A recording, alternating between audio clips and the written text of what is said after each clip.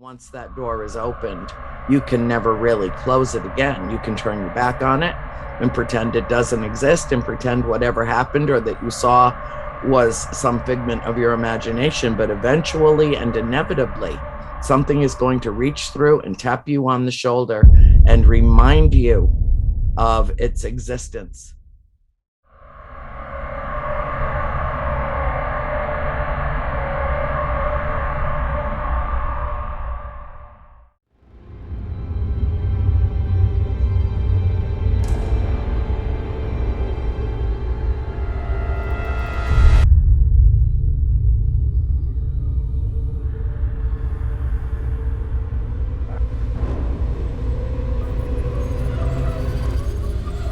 Thing didn't go on more than 3 minutes when all of a sudden my wife felt.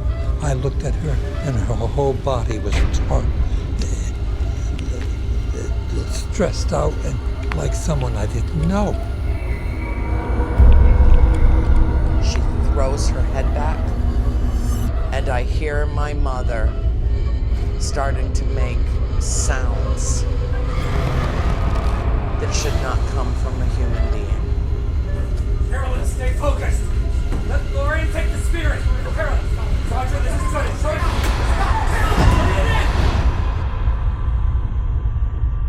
and we stood there in shock and horror. Andrea and I did. We didn't move. Then all of a sudden I saw her chair raise up off the floor and she come flying into the living room right in front of me. And every single person in that house heard her skull strike that floor. And I presumed that they had just watched her die. It's my pleasure to join you. I'm very excited about this forthcoming project. So I'm thrilled to be able to talk about it because I've worked on a lot of projects over the years. I've never worked with a team so professional and so committed to making the very best, most authentic, most sincere documentary of anything I've ever worked on. It's really great. Well, as you know, being an interviewer, it's not just the willingness of the participants being interviewed and how forthcoming, but the interviewer has to ask the right questions. And they did with, the members of my family that participated in this. And everyone did except for my mom, who is frail now. And it's just really beyond her to be able to do, events like this. But I think that we represented her well in in the telling of our version of events during the series of interviews that we did for the documentary. I know I was told that in Canada, there's a great place for the paranormal community. And it's going to air during Creep Week on Monday, October 11th at 9 p.m. ET. And the place for the paranormal in Canada is T+E Network. And I wish we could get it here in the United States. Maybe we can, and I just haven't found it yet, but I hope to seek it out because, we have a couple of networks here in the States that focus not predominantly, but quite a bit on the paranormal. But I think that T+E would add tremendously to the material that's out there, because I think the more that we talk about this, the better. The more that we explore this genre, the better. There are no experts in the field of the paranormal. And if they claim they are, that you should just run away from them because they're being disingenuous. If my family isn't the expert in this after living steeped in that environment for a decade, then there's nobody that has the answers. And we don't have all the answers. In fact, we have very few. In fact, leaving the farm in 1980, we left with more questions than we had answers. So, and that has persisted lifelong, but also being touched by spirit has persisted lifelong. And I'm sure you know that once that door is opened, you can never really close it again. You can turn your back on it and pretend it doesn't exist and pretend whatever happened or that you saw was some figment of your imagination. But eventually and inevitably, something is going to reach through and tap you on the shoulder and remind you of its existence. Because I don't think that there are veils between dimensions. I don't. I think that those are self-imposed barriers that human beings place around our three-dimensional, five-sensory realm so that we can cope better in an already complicated world. But we live in a multidimensional universe. And so once that is explored, you can't go back. You can't unhear, unfeel, unlearn something that you've experienced that is so profound that you remember every single detail of the encounter for the rest of your life. Exactly. Thank you for doing that. That is the responsible perspective to take on this field, because too much of it is fear-based carbon unit stuff, and too much of it is it's just hyperbole and exaggeration, and sadly, some people even fake evidence, although I don't know why anyone would in a world that we live where we're surrounded by spirit all the time. Why would you need to do that? It makes no sense to me. That's the thing that I'm so pleased about in terms of my participation and my family's participation in Bathsheba, because of everything that has come out around this story over the last 10 years. This particular documentary is hands down no competition. The finest production work and the finest telling of the story that I have seen to date. And I wholeheartedly endorse this documentary, as does everyone in my family who participated in it, because I'm proud to have my name on it. I'm proud of the production team and the staff and everybody that I worked with. And I did work very closely to make sure that this was a story that was authentically told, that this was all that it could be. And basically, this is not a documentary that is meant to either condemn or absolve Bathsheba Sherman. It is meant to at least give her the benefit of the doubt, to put the truth out there that we don't know if she did what she was accused of, but we do know that she is buried in hallowed ground.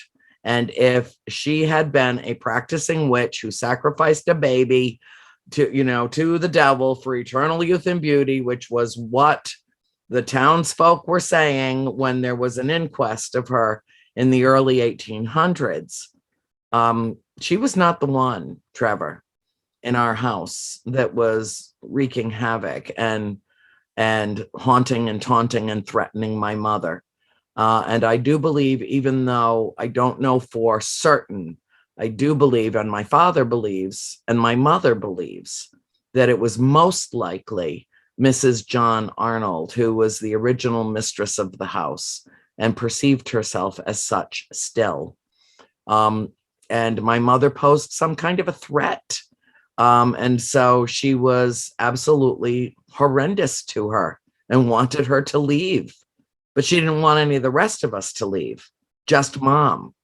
And so therein lies the conflict. And you can see how complicated and convoluted that could have gotten.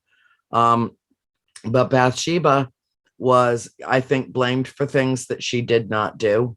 And I cannot offer her redemption or absolution, but what I can offer her is the benefit of the doubt.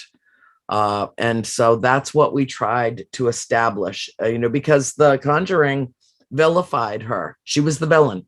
She was blamed for, everything in the kitchen sink. And that was according to the case files of Ed and Lorraine Warren.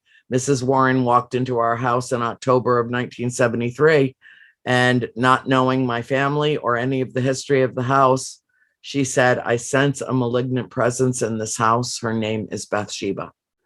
Well, she didn't know that, Bathsheba Sherman lived a mile away at the Sherman farm, and she didn't know that Bathsheba had any kind of attachment to our farm, and she didn't know any of the background of the story at all. She just came with that name out of the ether. And that was an important name in the history of the area. And we had been told, or my mother had been told by the town historian at the time that was in his 90s, that knew her when he was a child. She died when he was 10 years old. So, I figure he knew of what he spoke, and he's the one that told my mother the story of Bathsheba.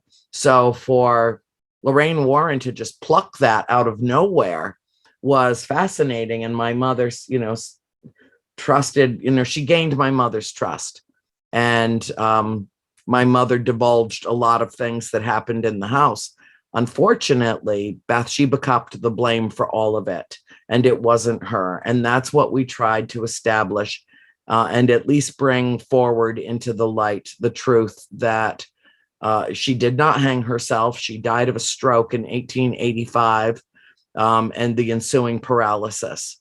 And she lived from 1812 to 1885. Mrs. Arnold was found hanging in the barn in 1797, and she was 93 years old. But like I said, the screenwriters amalgamated everything from the books and the case files and tried to come up. They basically conjured up a whole third story, which is the Conjuring.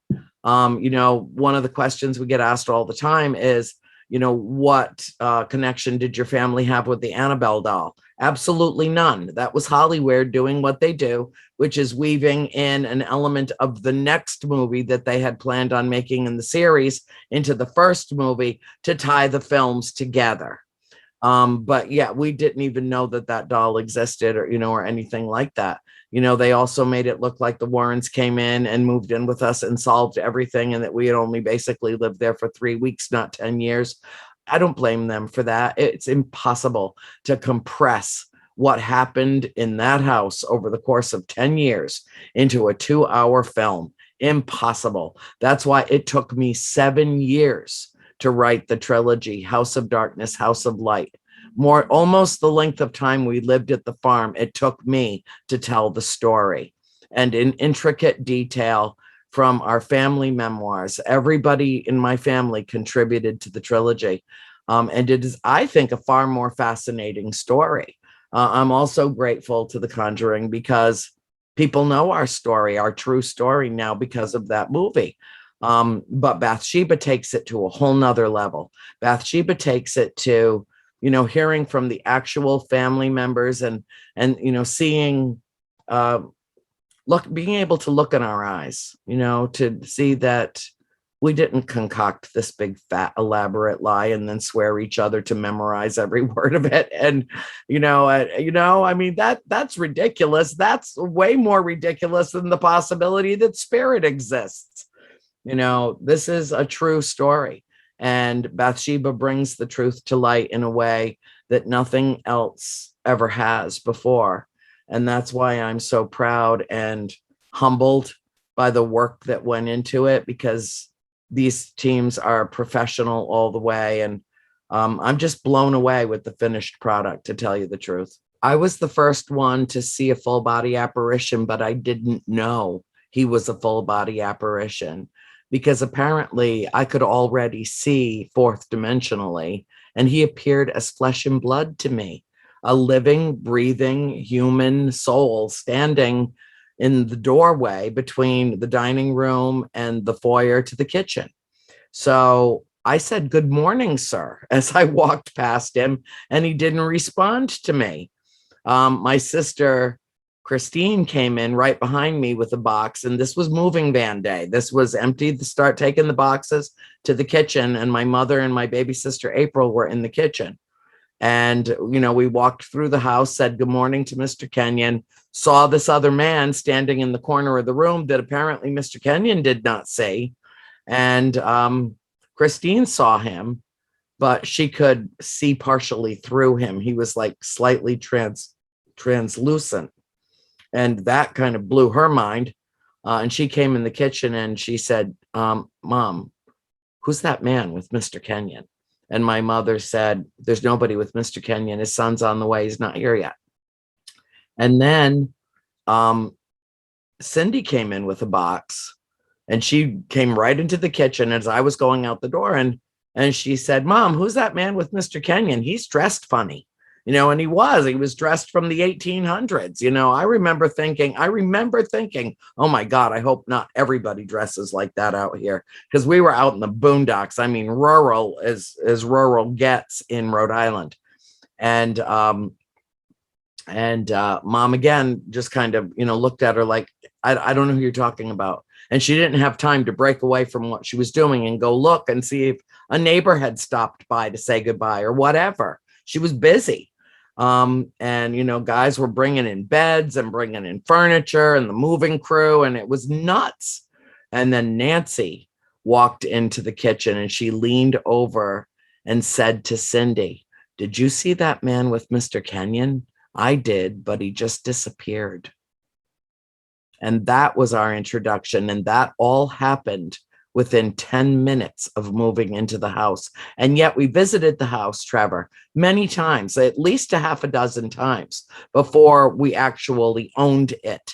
My mother found it in June of 1970, and my parents didn't purchase it until the beginning of December of 1970. And we went to see Mr. Kenyon and get to know him. And we had fallen in love with the farm, and it was such a beautiful place. And none of us have any recollection of seeing, hearing, smelling anything strange or weird about that house before the day we moved into it. And beginning as soon as we did, I don't know if they were waiting in the wings. I don't know. But I do know that they were not shy about making their presence known to us. And within a night or two of moving in, my sister Cindy crawled into bed with me, and she said she heard voices in her room. And I thought it was Christine talking in her sleep. She said, no, Chris is sound asleep. She's like, no, I hear voices. They're all around the bed. The more they say what they're saying, it gets louder and louder. I cannot believe you don't hear it. Can I sleep with you? The next logical question is, of course, what are they saying? And she just looked at me with her eyes as big as saucers. And she said, there are 7 dead soldiers buried in the wall. There are 7 dead soldiers buried in the wall. There are 7 dead soldiers buried in the wall. And I was like, well, now for something new and unusual. Oh my God, how do you process that as a 12-year-old? And she was only 8. So no, we didn't attribute it to anything. In answer to your original question, we didn't know what to attribute it to. There were, the words paranormal and supernatural did not exist in our vocabularies. Ghosts were not on the radar. That was what you got dressed up as at Halloween. That it was not in our, our sphere of reality. And so there was, to say that there was a huge adjustment period is the understatement of the new millennium. Yes. And my sisters came to me and told me when things happened. And I never woke up in the morning alone. Somebody was in bed with me every night. I don't know which sister it was necessarily. Sometimes it was more than one. But yeah, we were scared, but we also had a feeling maybe we shouldn't talk about this. It was not something that we felt comfortable sharing. We didn't understand it ourselves, so it was impossible to describe it. And my mother seemed troubled. And my father seemed absent, and he had his own business. He was out all over, from Quebec to Florida to Ohio selling his wares. He was a jewelry manufacturer. And so he was gone a lot, and he didn't really believe what was happening when my mother told him, even though she had physical evidence. He couldn't wrap his mind around it. It took him 40 years to admit that he was afraid that he had moved his family into a house, into an environment that he had zero control over. And so his way of dealing with his fear was to just deny it. But what that did was create a rift of not only trust between my parents, but a feeling of abandonment from the kids, because, we thought, we can't tell mommy, we can't tell daddy, we need to just, so they would tell me. And then after about 5 or 6 months of it, I couldn't take any more. And I finally approached my mother and I told her everything, at which point all the blood drained out of her face. And she confronted my father when he got home about it. And he's like, we're not selling the house, Carolyn. We're not selling. We just moved here. We're not selling the house. The housing market is crashing. We can't even buy gasoline for me to make a trip. Things were really bad in the early 70s, economically, politically, societally, in every conceivable way. It was like the world as we knew it in the United States was coming to an end. People think that the market crash of 2008 was bad, but the early 70s were bad too. And, we stayed because we felt like we had to. But upon reflection, in retrospect, I look back on it now and I realize that we stayed because we were supposed to and have that experience. My mother's wisest words were when I was writing the books, and she said to me one day, it's good that you're doing this. This will liberate people. And she said to me, it takes a lot of courage to do what you're doing, and we all support you in it. But she said, this is not the kind of story that should rightfully go to the grave. It should not be taken to the grave. This is the kind of story that the world needs to know about, whether they believe it or not. And Trevor, I have to tell you, there are elements of our story that are quite literally unbelievable. And had I not lived it, and had I not chronicled these events, I cannot honestly tell you whether I would believe it or not. I don't think it was even so much a matter of trust as it was more a feeling of access. Like I was one of them. They could talk to me, they would divulge things to me routine. I knew all their secrets, and they knew that I kept their secrets. I was a trustworthy big sister. But I think they also had a sense that something was not right with mom, that, and what was wrong was not something that she was discussing. My mother went from being a very vibrant, healthy, absolutely strikingly beautiful young woman to looking tired and, exhausted looking. She lost an enormous amount of weight in a very short time. She wasn't eating properly. There was something wrong with mom, and we knew it. And even though it was very gradual, we could see that something was not right with mom. Well, mom was having her own experiences that were blowing her mind, and she certainly wasn't going to share them with her children. And so the girls told me, and I told mom. And that's when all hell broke loose in the house between my mother and father. And that was a tough time. That was a tough time for our family. We can't explain it. One day, it was in August of 1973, and a van pulled into the yard, and my father was leaving to go on a trip, told my mother to handle it. He figured it was just some of my friends from school or something, or somebody lost. And so he left, and my mother greeted Keith Johnson, and his twin brother Carl was part of the group. And it was a group of paranormal researchers from Rhode Island College that pulled into our yard. And Keith was confused because he said to my mother, well, I came because you called me. And my mother said, I didn't call anyone. I didn't call anyone. I'm not sure why you're here. And he said, you called me about the haunting.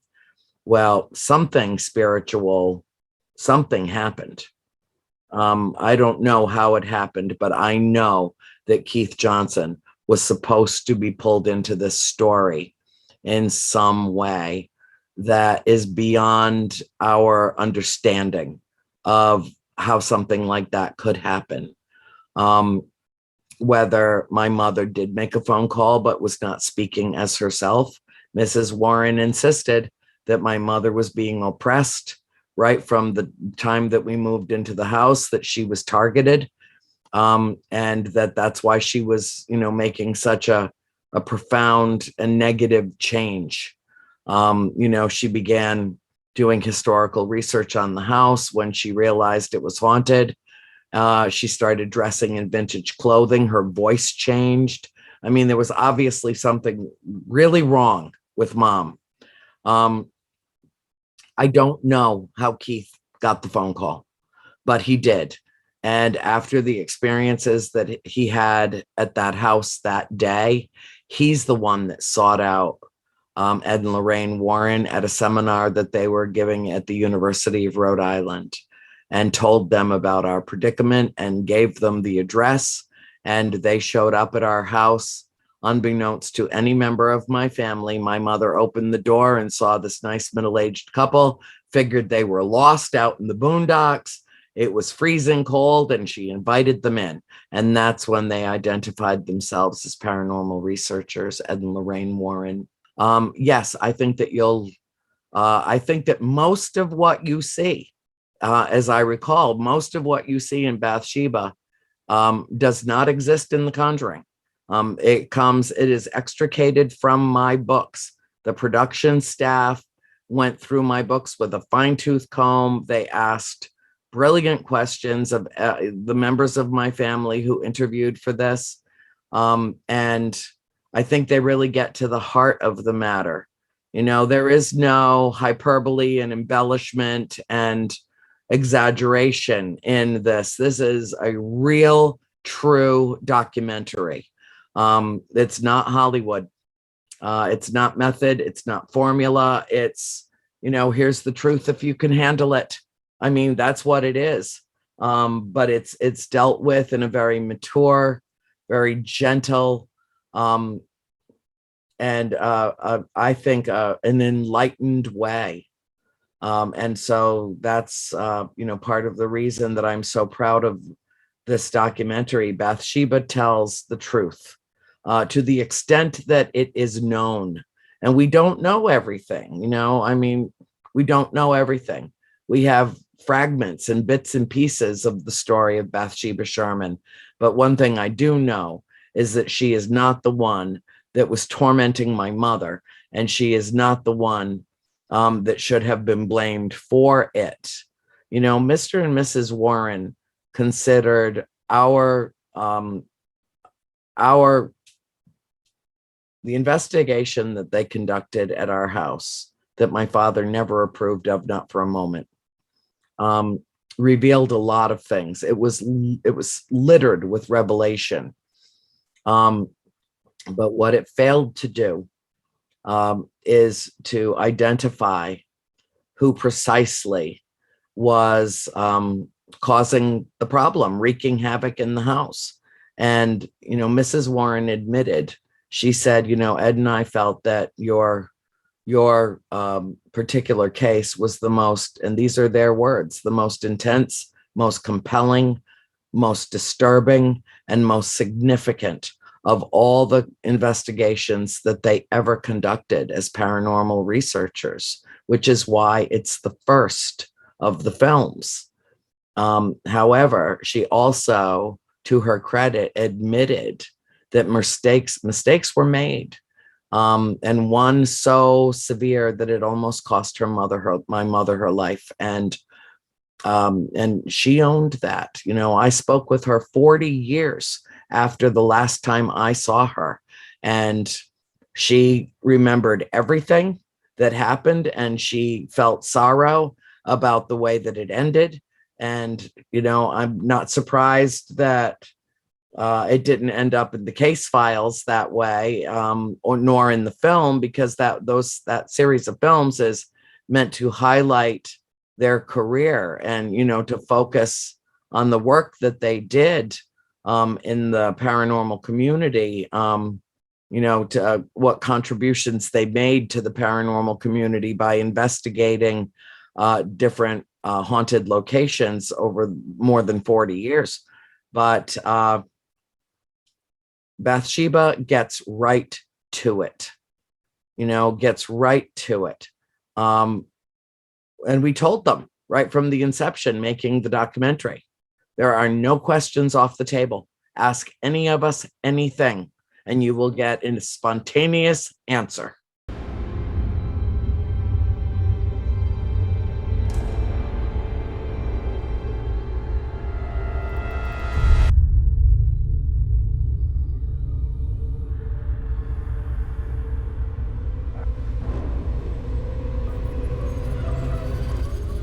And the thing didn't go on more than 3 minutes when all of a sudden my wife felt, I looked at her and her whole body was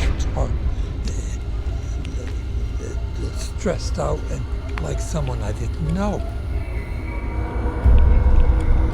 She throws her head back, and I hear my mother starting to make sounds that should not come from a human being. Carolyn, stay focused. Let Lorraine take the spirit. Carolyn, Roger, this is good. Stop. Carolyn, bring it in. And we stood there in shock and horror. Andrea and I did. We didn't move. Then all of a sudden I saw her chair raise up off the floor and she come flying into the living room right in front of me. And every single person in that house heard her skull strike that floor. And I presumed that they had just watched her die.